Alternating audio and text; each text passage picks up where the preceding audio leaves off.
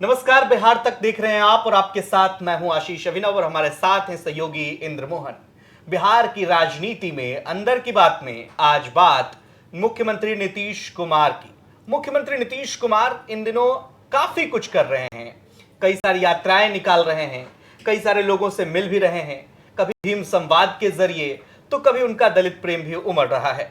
आज ये जानने की कोशिश करेंगे कि जातिगत गणना के रिपोर्ट के सामने आने के बाद या उससे पहले भी मुख्यमंत्री कमोबेश इस तरफ ध्यान देते रहे हैं जब से महागठबंधन की सरकार बनी है। खासकर इंद्रमोहन जी, क्या नीतीश कुमार डरे सहमे से लग रहे हैं, क्योंकि उनका लग रहा है कि आधार वोट बैंक खिसकता जा रहा है, अब मुसलमानों को पकड़ो। दरअसल जातीय जनगणना की जब से रिपोर्ट आई है उसके बाद से सारी जातियां बिहार में थोड़ी मुखर भी हो रही है। हर कोई चर्चा भी कर रहा है, अपने नंबर को लेकर बात भी कर रहा है। उनके नेता भी सामने आने लगे, भले ही उनके परसेंटेज कम हो, लेकिन यहां से बड़ा सवाल इस तरफ भी जाता है कि क्या जो बातें अब नीतीश कुमार कह रहे हैं या जो बातें तेजस्वी यादव कर रहे हैं, जिस तरीके से अब यात्राएं निकाले जाने लगी है, भीम संवाद किया जा रहा है, हर जिले में जाकर कार्यकर्ताओं से बातचीत की जा रही है, मुसलमानों को भी बिल्कुल मुसलमानों को अलग से किया जा रहा है, वो भी मुसलमानों में पसमानदा मुसलमानों को अलग से बातचीत की जा रही है। इसमें दो बातें हैं, क्योंकि बीच में यह मैसेज लोगों के पास गया था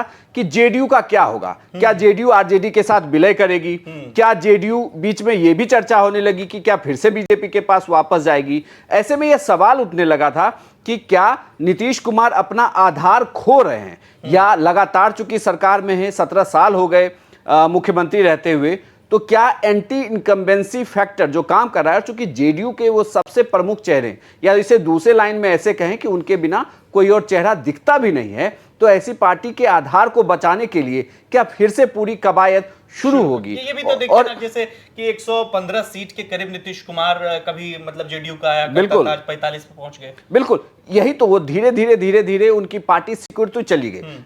इसके पीछे की वजह ये भी रही कि या तो जिसके साथ रहे वो, उन्होंने जो वो बार बार कहते हैं कि उनके पीठ में खंजर मारा गया, बार बार उनकी पार्टी को कमजोर करने की कोशिश की गई। लेकिन अब आप इसे ऐसे देखिए कि जब बिहार में महागठबंधन की सरकार है, दूसरी ओर इंडिया गठबंधन विपक्षी एकता का बन गया है, उसका फॉर्मेशन हो गया है, और उसमें नीतीश कुमार एक तरीके से अगुवाई करते हुए भी दिखे, हालांकि अब वो थोड़े पीछे होते हुए दिख रहे हैं। लेकिन बड़ी बात यह है, इन सब के बावजूद क्या जमीन पर कार्यकर्ता उनके साथ हैं, और जो नंबर अब आए हैं जातीय जनगणना के, इसे लेकर क्या इन नंबरों के भरोसे वो अपनी पार्टी के वजूद को बड़ा कर सकते हैं। ये एक बड़ी सोचने वाली बात है कि जो जातीय जनगणना की रिपोर्ट है, इसके भरोसे क्या उनकी पार्टी बड़ी होगी। अब इसे आप ऐसे समझिए कि अगर एक ही गठबंधन में दो दल हैं, एक दल जेडीयू, दूसरी पार्टी आरजेडी, दोनों बड़ी पार्टी है, दोनों पार्टी के राष्ट्रीय अध्यक्ष सवर्ण, दोनों पार्टी के लेकिन जो चेहरे हैं वो ओबीसी से आते हैं। एक और सवाल यहाँ पे पनप रहा है, चूंकि देखिए दलितों को भी साधने की कोशिश कर रहे हैं। आपको याद होगा सबसे बड़ा धक्का अगर नीतीश कुमार को लगा था तो चिराग पासवान ने दिया था। दलितों के वोट बैंक को अगर नीतीश कुमार साध रहे हैं तो कहीं ना कहीं उनका एम जो है 2025 को भी दिमाग में लेके चल रहे हैं। मुसलमानों को साध रहे हैं, इसका मतलब सीधा सीधा उनका सोचना है कि अगर भाई 2024 में कुछ नहीं हुआ तो 2025 में। बिल्कुल, ये एक बड़ी सोच है कि 2024 में भले ही आने वाले दिनों में लोकसभा चुनाव है और बिहार की ये 40 सीटें बहुत बड़ा फैसला करने वाली है लोकसभा चुनाव के परिणाम को लेकर। लेकिन अगर यहां 40 सीटों पर जेडीयू का प्रभाव कमजोर होता है या जेडीयू कमजोर होती है यहां पर, तो मुश्किल होगी जेडीयू के लिए, क्योंकि आने वाले उसके ठीक एक साल के बाद ही बिहार में विधानसभा चुनाव होंगे, और इस विधानसभा चुनाव में अगर जेडीयू कमजोर होती है तो फिर नीतीश कुमार करेंगे। इसे आप इसे दूसरे गणित से ऐसे समझिए कि जो 40 सीटों का बिहार में गठबंधन है, इस 40 सीटों का जो गुना गणित है, इसमें से जेडीयू कितने सीटों पर चुनाव लड़ेगी। यह कहा जा रहा है कि वह 16 सीटों पर चुनाव लड़ेगी जो वो जीती हुई है, लेकिन उसमें भी अब 16 सीटों में यह कहा जा रहा है कि इन 16 सीटों में, जीते हुए 16 सीटों में से 3 सीटें उन्हें लेफ्ट पार्टी को देनी पड़ सकती है, और इसी जीते हुए में से 3 सीट ऐसी है जो शायद कांग्रेस को देनी पड़ सकती है। 3 में से 2 तो जरूर बलिदान जेडीयू को देना होगा, यानी कि जीती हुई 16 में से 5 सीटें मतलब जेडीयू की छीन सकती है।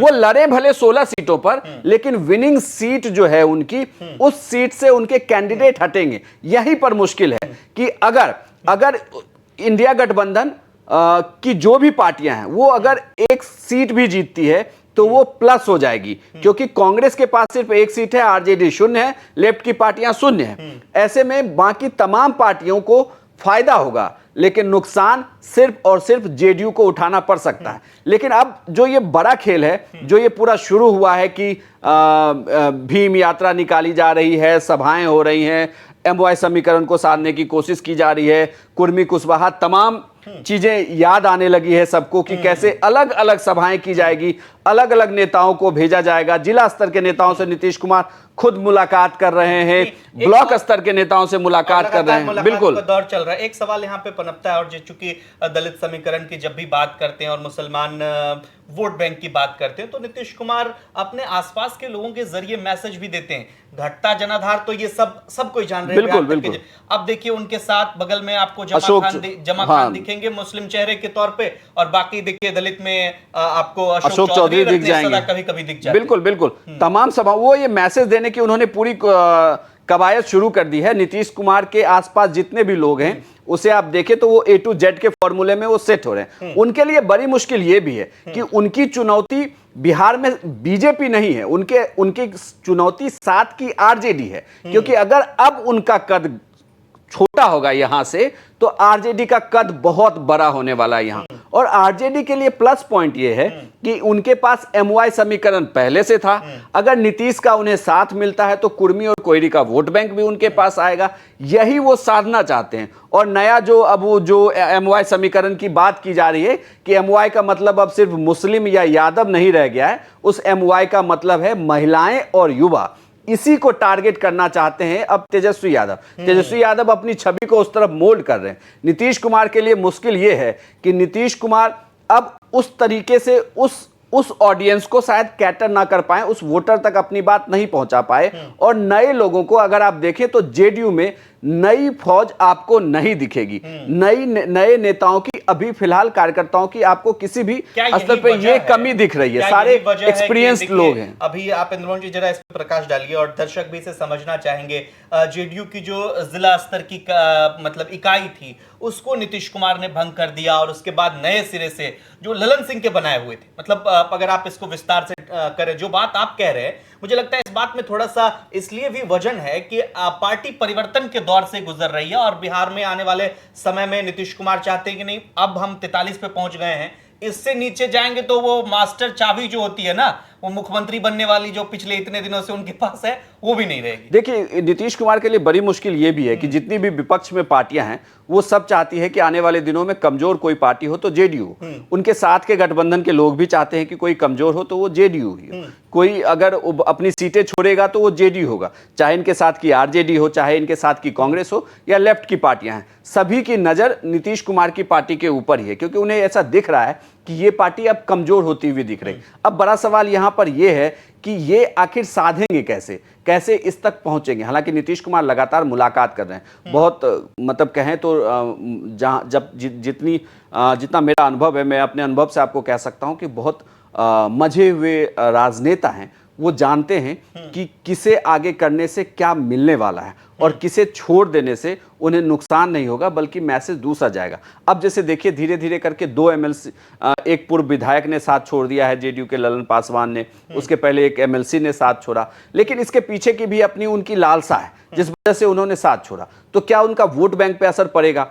अब जो देखिए, जो जातिगत सर्वे की रिपोर्ट जो आई है, उसमें बताता क्या है, उसमें जो दूसरा बड़ा वोटर है, वो बड़ा वोटर जो है वो दलित वोट बैंक है। जो पासवान वोटर है, उनकी कुल अगर नंबर को देख लिया जाए तो वो नंबर लगभग 11% के आसपास है। वो नंबर टोटल जो बिल्कुल उसमें 6 जातियां हैं, जो 6 जातियों पर वो 11% के आसपास है। 5 से 6% वोट हर बार चिराग पासवान ले आते हैं। अगर चिराग पासवान उतने वोटरों पर इफेक्ट करते हैं, तो यहां से अब ये खेल शुरू होता है कि बाकी का क्या होगा, और इन जातियों के वोट बैंक पर कौन कैसे नजर बनाएगा। जैसे देखिए, 4.2% कोयरी हैं, और 5.2% रविदास हैं।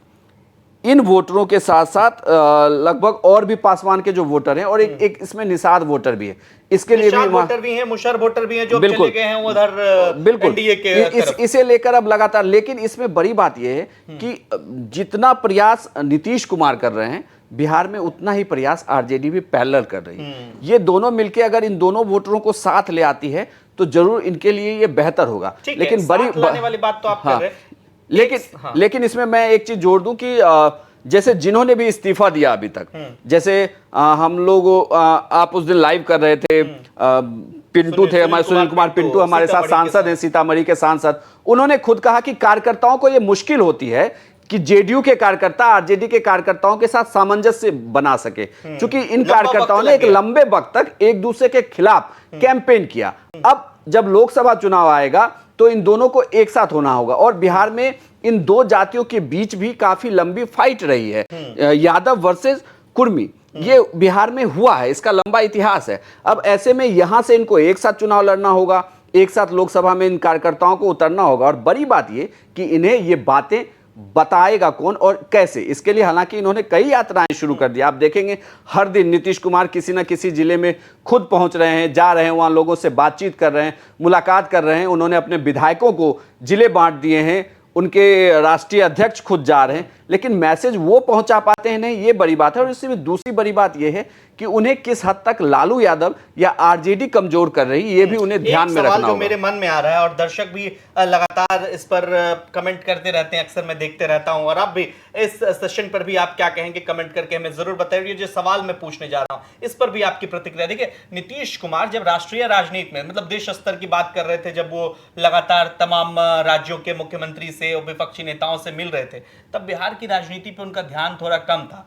अब जब कांग्रेस पार्टी, मतलब राहुल गांधी इस पूरे कैंपेन को लेकर के आगे बढ़ रहे हैं, विपक्षी एकता की बात नीतीश से ज्यादा कांग्रेस करने लगी है, तो नीतीश कुमार को लग रहा है कि नहीं, जो बिहार में खोया हुआ आधार है अब उसको पकड़ के रखना है ताकि सत्ता बिहार में बनी रहे। और ये कहीं ना कहीं एक तेजस्वी यादव के लिए भी मैसेज है। मतलब 2025 में वो तो ठीक है, वो कह रहे हैं कि हम तेजस्वी यादव के नेतृत्व में लड़ेंगे, लेकिन जो विलय वाली बात थी उस पे लगता है कि ज्यादा नीतीश कुमार का रुख स्पष्ट नहीं होता दिख रहा है। अब वो जमीनी स्तर पर अपने कार्यकर्ताओं को मजबूत कर रहे हैं, जेडीयू को मजबूत कर रहे हैं। देखिए, अब मुझे यहां से ये लग रहा है कि 2025 में क्या तेजस्वी की अगुवाई में जेडीयू चुनाव लड़ेगी, इस पे भी शक शंका हो सकती है कि ये इतना भी आसान नहीं कि 2025 में नीतीश तेजस्वी को कहें कि आप अगुवाई करें, उनकी पार्टी उनके अंदर चुनाव लड़ेगी। हो सकता है कि उससे पहले पार्टी में बहुत बड़ी टूट हो जाए, पार्टी में बगावत हो जाए, क्योंकि तेजस्वी की अगुवाई क्या पार्टी के इतने सीनियर मोस्ट नेता मान पाएंगे नहीं, ये एक बड़ा सवाल होगा।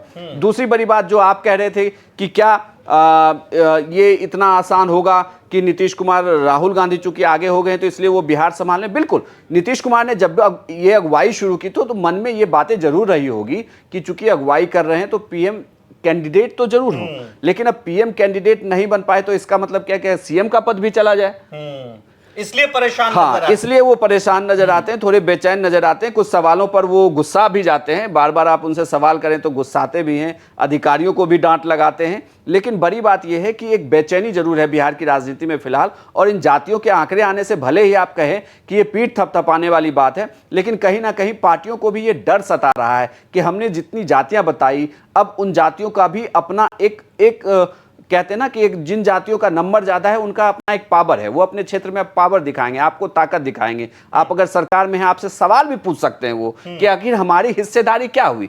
कई ऐसी सीटें हैं लोकसभा की, कई ऐसी सीटें हैं विधानसभा की जहां पर उनके नंबर ज्यादा है, लेकिन जो वहां नुमाइंदे हैं वो किसी दूसरी जाति से आते हैं। अब ये परिवर्तन होना शुरू होगा, ये मांग शुरू होगी, और इसे कैसे बैलेंस करेंगे, ये नीतीश कुमार के लिए भी और आरजेडी के लिए भी, जेडीयू के लिए भी, सबके लिए मुश्किल होने वाला है। चलिए, बहुत बहुत शुक्रिया। और दर्शकों से अपील है कि आप भी इस पूरे विश्लेषण पर आप क्या समझते हैं, और आपकी नजर में क्या सच में नीतीश कुमार के लिए परेशानी का सबब है, इसलिए वो जनता दल यूनाइटेड को नए सिरे से एक बार फिर से मजबूत कर रहे हैं। 2024 भी आगे है, 2025 भी आगे है। आपकी प्रतिक्रिया का हमें रहेगा इंतजार। दीजिए इजाजत, नमस्कार।